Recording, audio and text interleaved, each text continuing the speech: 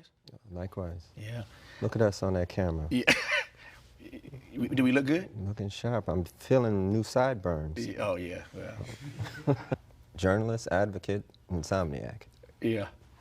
Yeah. Well, for you, it should be the world's greatest musician, insomniac. That's what it is.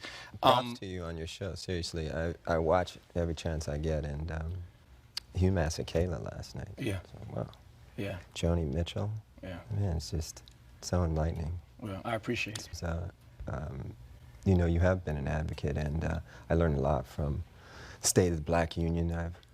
You've sent it to me, and I make a point to try to check it out when I can. And that said, Dick Gregory, one time I saw him on there, and it just moved me so much. I put pen to paper, and I owe him money now.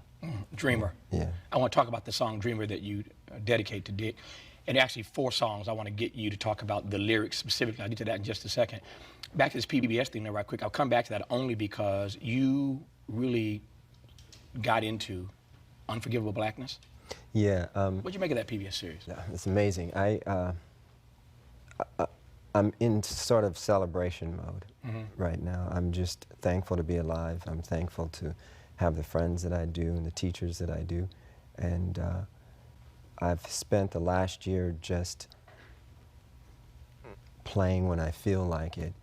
And I really look forward to this time in my life. And I happened to come across that show, Unforgivable Blackness, and the story of Jack Johnson just moved me to no end. One of the reasons is that he had to deal with seemingly insurmountable odds all the time. You know, if he would knock somebody down, people from the audience would get into the ring and pick him back up, you know, so they could continue fighting. Yeah. And I just related to it on a lot of different ways. I was, I've never spoken about this before, but I was born epileptic. And I used to have seizures when I was young. And my mother and father didn't know what to do or how to handle it, but they did the best they could with what little they had. And my mother told me one day, I walked into her and said, Mom, I'm not going to be sick anymore. And she said, why? And I said, because an angel told me so. Now, I don't remember saying it. That's just what she told me. And from that point on, I've been having to deal with a lot of things, getting teased a lot in school. And, you know, early in my career, I tried to compensate for that by being as flashy as I could and as noisy as I could. And, you know, I just looked, again, I look forward to this time in my life when I could reflect back on it and talk to people like yourself, Dr. Cornel West. I mean, when you all come over to the house and we sit and we just talk about heavy things, I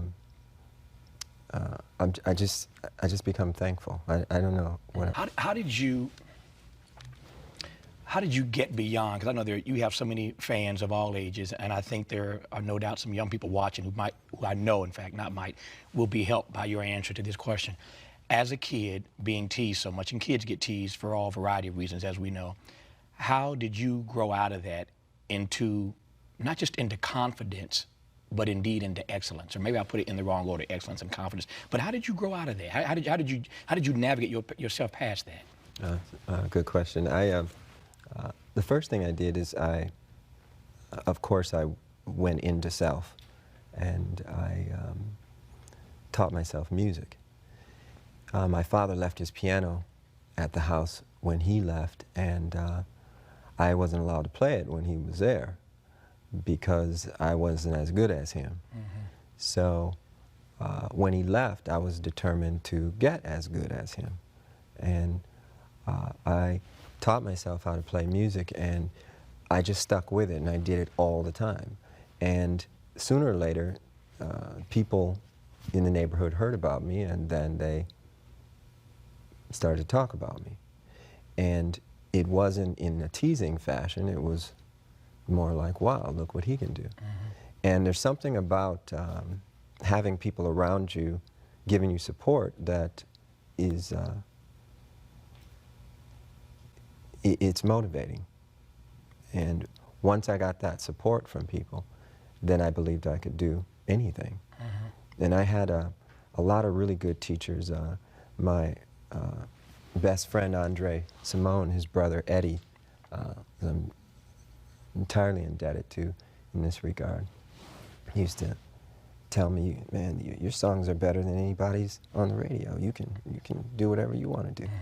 And I just kept rolling with it. Eventually, I went out to New York, and I got turned down my first time, but I just wasn't, you know, I felt like Jack Johnson then too. I just wasn't going to be put down, you know, so. Back to this excellence thing, though.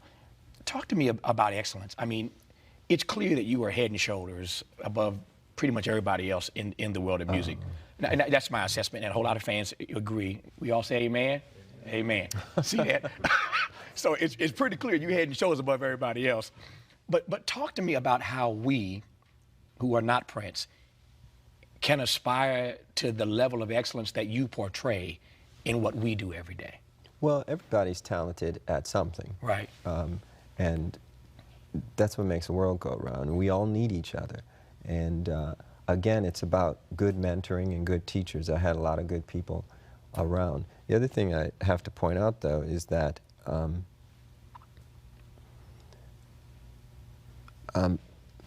can I put this? My father was, he was so hard on me. I was never good enough. And there was something about that, it was like, almost like the Army when it came to music. It's like, that's not even close to, he'd say, it's not even close to what I'm doing. And he'd play again, and I could hear it. John Blackwell, my drummer, he's same way. His father taught him the same way. We learn like that. We learn from being shown. It doesn't come from books and just reading it. We need to be shown, you know. So it's just having really good teachers and a bar that's so high, you know, Tiger Woods. I mean we can go on and on and on. You talked a couple times about your father, which you don't do in public, and I appreciate your opening up in that way. Help me understand how, I'm trying to juxtapose, knowing you as I do, everything about you is love. You create love in the space that you occupy. When folk come into your world, they feel the love. Love is in your lyrical content. Your whole life is about a love of humanity. I'm trying to juxtapose how you got to this place of being love when you have this relationship with your father that obviously didn't always exhibit love. You could be a very mean person now. Why not? Well, I have a mean side. Yeah. Yeah. Let me back up there. Yeah. Yeah. I can go there. Yeah. You know, I'm a fighter. I'm very competitive. I think from him being so hard on me, that the one thing I got out of it is I understood that in his harshness, he wanted me to excel. He used to say things like, don't ever get a girl pregnant. Don't ever get married. You know, don't this, don't that. When he'd say these things, I didn't know what to take from it. So I would create my own universe. And my sister's like that. A lot of my friends are like that, the ones that I still have, you know, early musicians and things like that. Creating your own universe is the key to it, I believe, you know, and letting all the people that that you need occupy that universe.